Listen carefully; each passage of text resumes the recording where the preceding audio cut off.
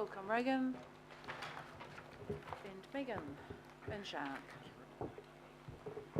So I know we had the workshop on this, ably chaired by Councillor Darby, amongst other issues that were dealt with, so people have had a chance to input into this. We've had the submission for some time, haven't had any other feedback on it, so this is our chance to just make sure that everyone's clear on what's in there. So should we just take it as read and have questions? You happy to move? Member Taipere, seconded, Councillor Penrose. Any questions? Councillor Cashmore. Just someone team refresh us on any gaps that the national policy statement on this topic, on the urban development capacity, where we have gaps compared to what this is designing, what we actually have done or are doing. The gaps probably relate to the things that we'll have to do as a result of this, like thinking 30 years and doing feasibility work. We're in a very good position in relation to information sources and stuff like that, but it's probably about how they're asking us to stretch our thinking in this process. And the monitoring and the measuring of what we're actually delivering? So that's all being debated at the moment with MFE and MB about exactly what we should be doing, and we've made some suggestions this Monday, just been at a workshop about different things that should or shouldn't be counted. So it's all a work in progress. Thank you. And Tam's just reminded me, sorry, just to draw people's attention to, we've got tabled feedback from the Waiheke Local Board and from I think the FO, yeah? Oh, and Oraki. Okay, Councillor Quacks. Yeah, thank you, Madam Chair. Just a couple of small things, but I note that there's I just picked up on a typo on top of page 148. Further work may be required on the effect of this NPS on Maori. Should read owned land, should it not, rather than owned land? Just a small thing. Thank you. Well done. I wonder if the chief economist has had any input into this submission, given the fact that he's written quite extensively on supply capacity and housing affordability, infrastructure, funding and so forth. Has the chief economist had any input into this submission? Yep, we've discussed the national policy statement with him, and his team have given us some feedback about different points. Yep. So he's had an input into it. Yep. Yeah, good. Okay, Councillor Fletcher. I just wonder whether the officers could actually give us some commentary on the submissions that we have from the Aoraki Local Board and the Waiheke Local Board, please. Very good.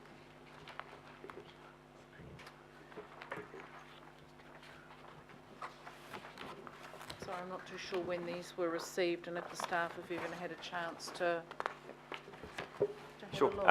Many of the issues that have been raised by all the local boards are pretty consistent. So Aoraki has got made points about definitions of infrastructure, and we've included those things into the submission. And we've made the points in this draft submission about needing to ensure that the urban areas are part of the mix, that funding and infrastructure is part of that process. So I think we've covered those pretty well. And similar, there's some issues raised by Waiheke. I think we've covered them. Could I perhaps just add to that? Sorry, through you, Madam Chair. Waiheke Local Board also makes some statements about the uniqueness of the islands, obviously, in relation to perhaps the other more urban parts of Auckland, and that's clearly reflected in both our in both the Auckland plan, but also our other plans, like our district plans and things. They are treated differently. They're not a growth area in the sense of growth. So that's also covered. It's captured. Thank you. Thank you. Okay, thank you. Councillor Walker. Sure. Just have a question or two around the evidence and monitoring. On page 157, it mentions in Council's submission the need to differentiate between existing owners, in brackets investors, and non-owners.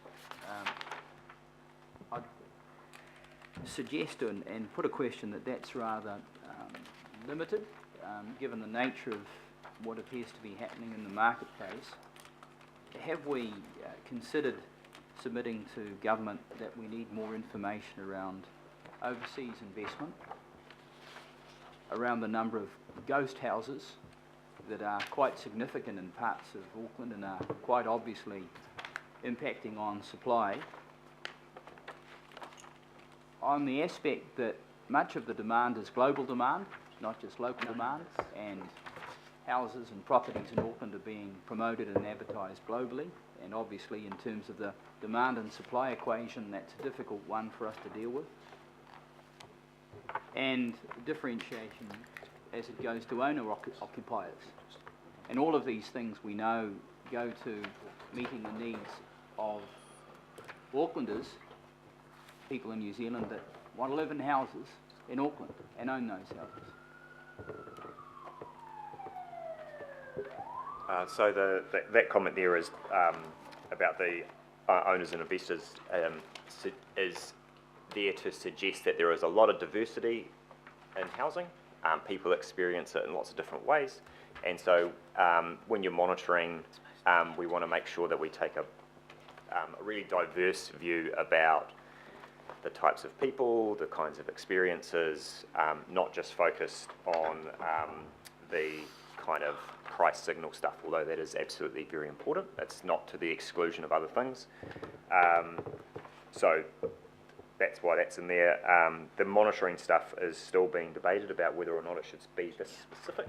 So you have to monitor these kinds of things, and we're working with the government or the MB officials at the moment on that, and we've raised those points about vacancies of residential rates or whatever. I guess one of the points to make would be that we can do more than what is said here if we want to, and it doesn't stop us from doing more than what's legislatively required.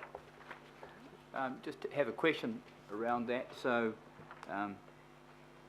is it to our advantage to do that if the government is not going to monitor those things, and we think that those things are very real things impacting on the marketplace and maybe things that the government should know? Yeah, I'd agree with that. There's no harm in collecting more information which tells a better, more evidence-informed story. Thank you. Any other questions? Councillor Lee. Thank you for including in your points the very salient one about decision makers. We've all heard from the government statements from time to time criticising the council for being slow on approving land, developments and so on for housing, which is not fair because we all know the council has done as much as it possibly can to go along with what the government wants. However, that hasn't spared the council from a kicking every now and then. So decision maker is important because all through the proposed policy statement there is reference to regional councils and district councils, followed by the word must.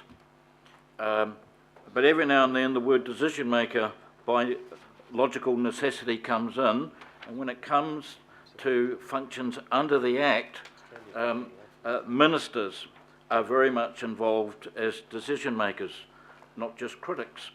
And so this binds them. And this is important because this is not just about houses, because there is a connection between houses and Councillor Penrose being stuck on the motorway.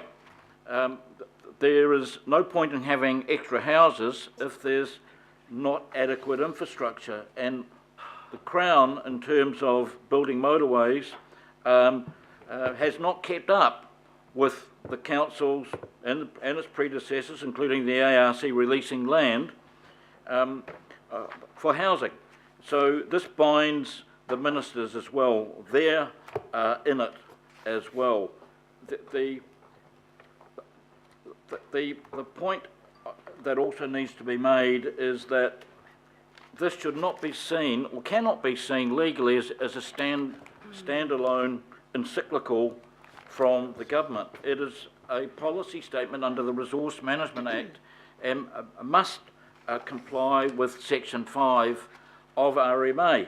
In terms, the word sustainability appears absolutely, or sustainable management appears absolutely nowhere in the policy statement, which may create legal difficulties, especially in terms of putting it into practice, taking into account the other policy statements released from the government.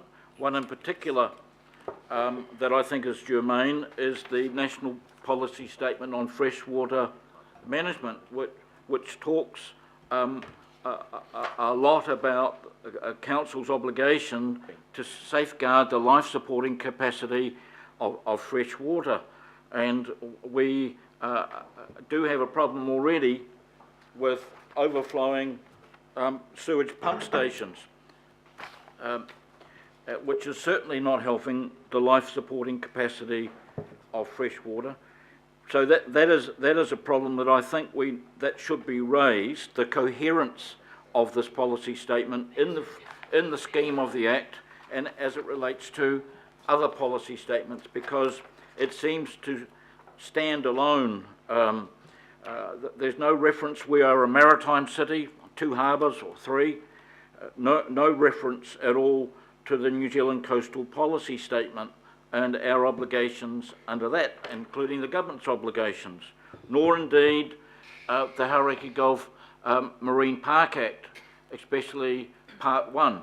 So my concern is this may have unintended consequences for the authors, but well, good luck to them. But I think it's important that we advocate that this policy statement needs to be coherent in terms of the scheme of the Act and the other policy statements, which are, some of them are very recent. Thank you. Do you want to comment? You're cool? Yeah. Okay. Right. Councillor Wood? Yeah, thank you.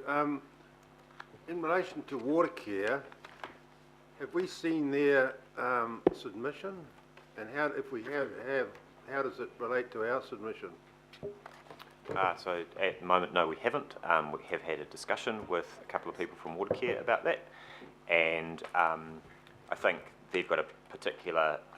We've said that from our perspective, the water comes from down south. So we're in this mix of having to work constructively with other territorial authorities. So we've made that point. They've got some more specific points about issues of funding and access to the water. Okay, well, just in relation to some of the local boards, they made submissions or comments in relation to wastewater treatment. So how has that been telegraphed to Watercare? I just find it a bit strange that we've got 2 submissions going in from Auckland Council, and we haven't seen what the Watercare one is at this stage. And that's been raised quite strongly with them, and I think the discussion is being had at a really senior level, Councillor Wood. Oh, okay, well, Yeah. it makes me a bit Wouldn't curious. it be good if we could all act as a collective on this? Councillor Casey? Yeah, thank you for cascading the 4 well-beings from the objectives into the policy, but I wondered if we could do a bit more than that. We spent a lot of time in the workshop on the absence of people and the absence of social. It seems to me the government only ticks the economic box and doesn't look at all about environment, social and cultural. And we've got lots and lots and lots of stuff we can give them to help them with their definitions. So not just, not just the cascading, but actually telling them what we mean by the well-beings. So you'd like that put in there, Councillor Casey, the Yeah, just well-beings? because it matters. Okay. Yeah.